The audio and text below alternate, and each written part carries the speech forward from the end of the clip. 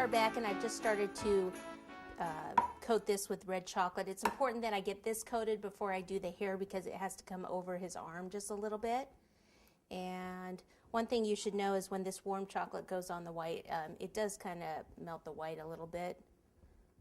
So just kind of be aware of it, and if you dab it, then it's fine. So I need to go this way, and then down here I have to kind of come back here, clean this up. May as well clean this back part up while I'm doing this, where I dripped or where I hit from other things. And then I'll come around to this side, and we'll coat this a few times and clean up his front area. So it's going to take probably 2 coats.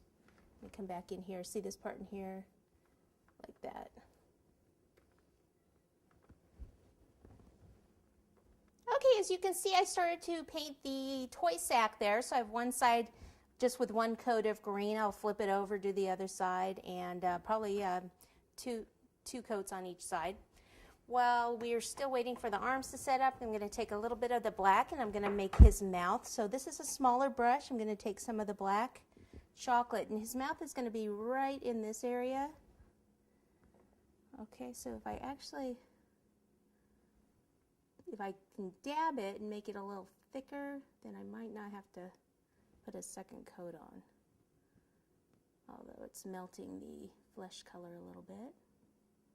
And I'm just, most of it I'll be covering with his beard, so it doesn't really matter what shape. I mean, it's nice to have it, you know, like right now I have it curving up, but he's going to have his mustache.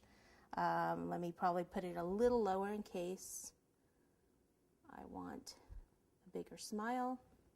Then it's done.